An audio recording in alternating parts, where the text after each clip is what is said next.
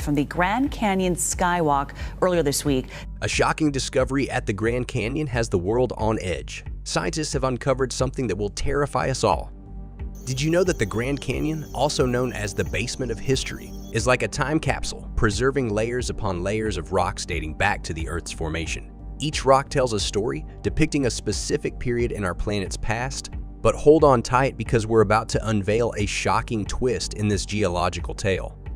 Imagine the horror when a team of experts recently stumbled upon a bone-chilling revelation. The Grand Canyon is missing over 1 billion years worth of rocks. This phenomenon, known as the Great Unconformity, has baffled scientists for decades. How could such a significant gap in the geological record occur? And what does it mean for our understanding of the Grand Canyon's history? It all began in 1869, when geologist John Wesley Powell first noticed the strange gap as he journeyed down the Colorado River. Years later, geologists were able to date the layers and confirm the existence of the Great Unconformity. They discovered that rocks dating back 1.4 to 1.8 billion years were inexplicably missing, with rocks from 5 to 20 million years ago appearing next in line. But where did the missing rocks go? It was a mystery that demanded an explanation.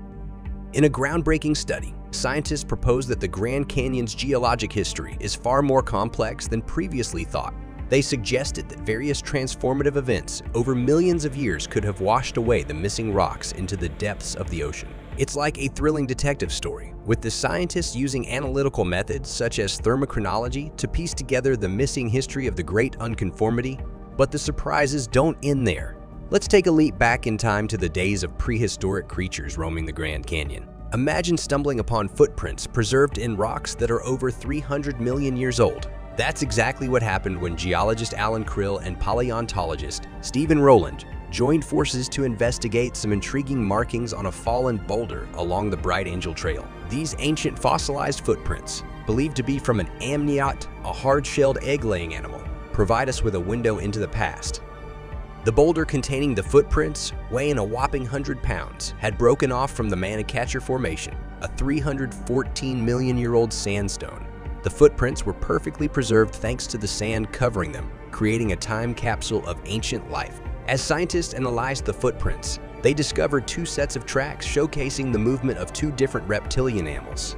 One set of tracks displayed a unique walking pattern, known as a lateral sequence gait, where the animal moves its left rear foot, left front foot, right rear foot, and finally, the right front foot. This is a groundbreaking find, as it provides evidence of early vertebrate animals using this walking pattern. However, controversy still surrounds the interpretation of these tracks and the age of the rocks. Some scientists question the conclusions drawn from the footprints, but regardless, this discovery sheds light on the early history of vertebrate animals and the presence of amniotes in the Grand Canyon. But wait, there's more. Let's venture into the dark and mysterious caves that lie within the Grand Canyon's limestone cliffs. These caves have served as a sanctuary for various creatures throughout history, including bats, birds, wood rats, large extinct mountain goats, and even sloths.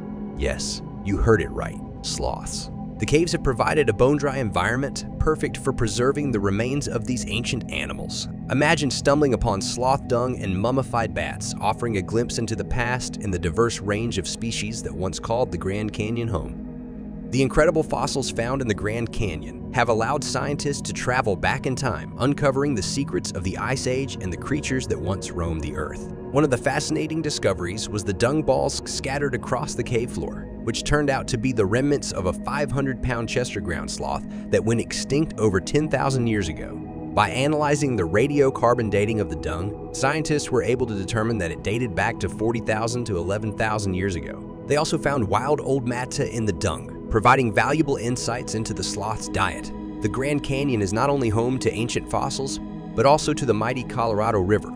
However, scientists have recently discovered that the river is at risk of drying up if immediate action is not taken. Environmentalists believe that the construction of dams and the diversion of water to rapidly growing cities such as Los Angeles and Phoenix have contributed to the river's decline. The Glen Canyon Dam, built over 50 years ago, has had a particularly negative impact on the river's flow. As water levels continue to drop, it threatens the water supply for millions of people in Arizona, California, Nevada, and even Mexico. Another surprising finding in the Grand Canyon is the presence of uranium. While it may sound alarming, tests have shown that the radiation levels are minimal and pose no threat to visitors.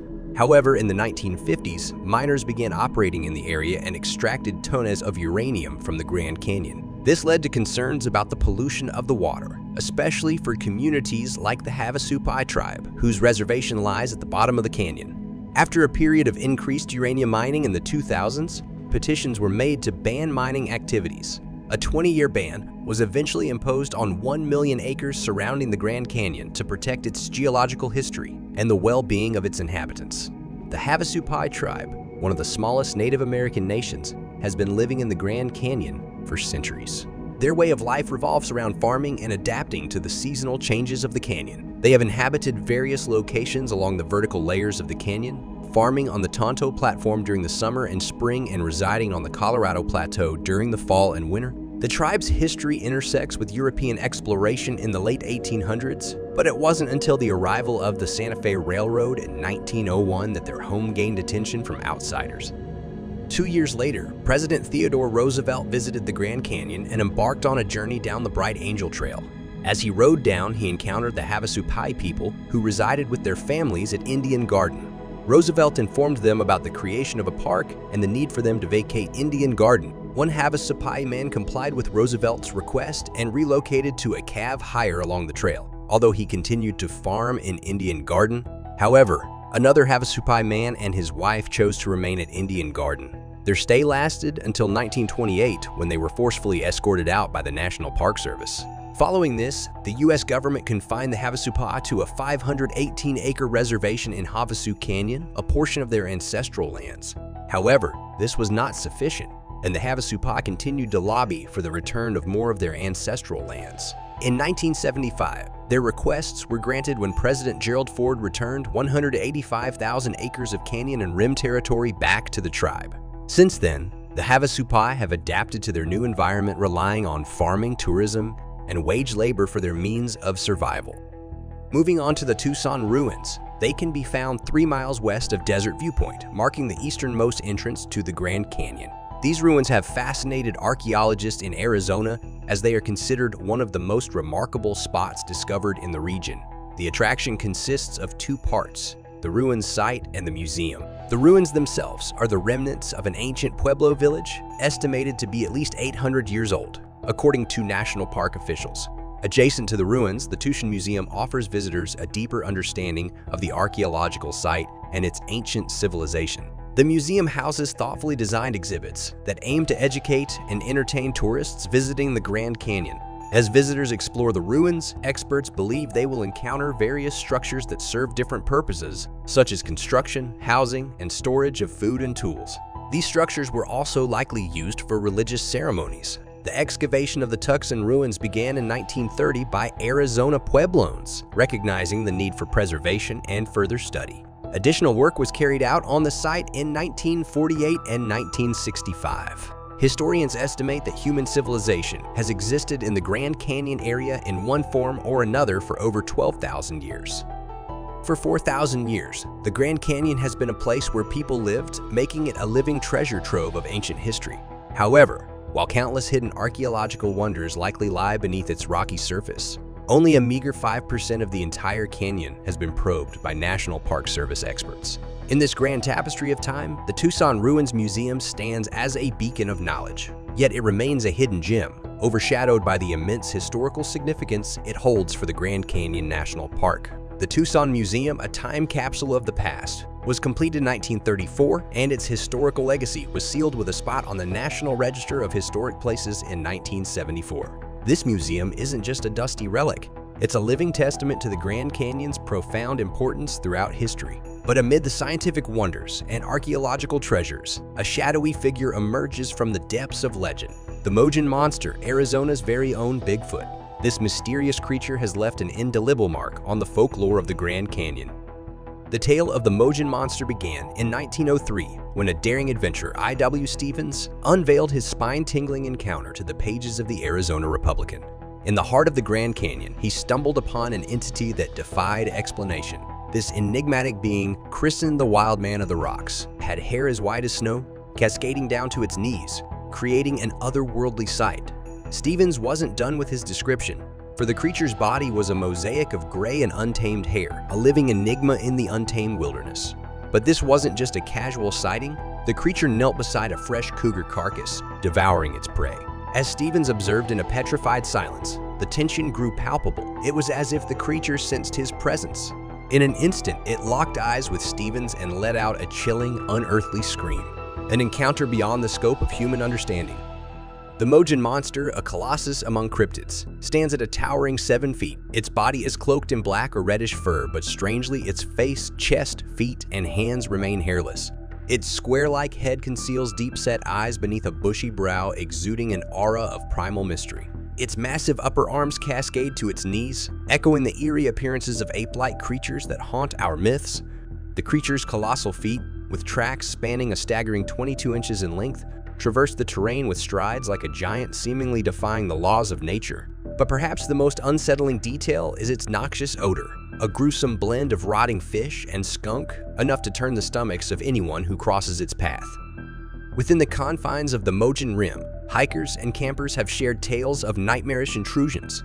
The Mojin monster, it is said, boldly invades their camps under the cover of darkness. Furniture is tossed about with abandon, food vanishes into the abyss of the wilderness, and tents tumble like dominoes. The name Mojin monster was well earned in these chaotic nocturnal escapades. Adding to the mystique, some claim that stones are hurled from the forest, accompanied by spine-chilling screams that sound like warnings from a realm beyond our understanding. Whistles and wood-knocking have echoed through the woods, clear signals of communication among these elusive ape-like beings. The Mojin monsters, often whispered about as local Sasquatch, have remained shrouded in secrecy, with some acknowledging this narrative, while others attribute the sightings to a towering grizzly bear walking on its hind leg. Yet, amidst the legend of the Mojin monsters, another tale emerges, one deeply rooted in history and presidential intrigue. During the tense days of the Cuban Missile Crisis in 1961, President John F. Kennedy took a remarkable step to secure a sanctuary in case the world descended into nuclear chaos. His choice was the Grand Canyon, a haven of grandeur and grandiosity. Kennedy's vision involved stockpiling enough supplies in underground caves to sustain 2,000 people for a month.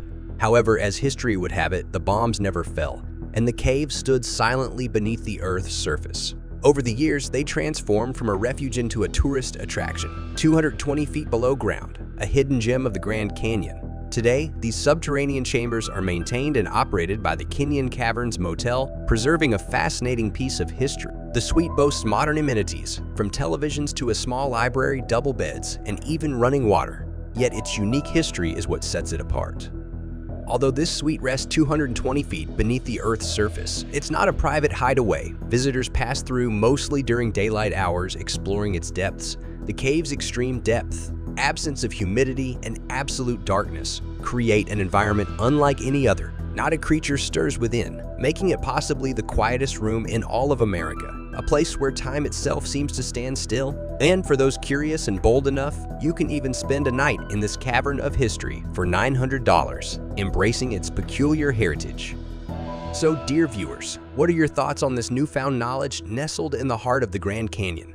That is all for today. Don't forget to like, share, and comment.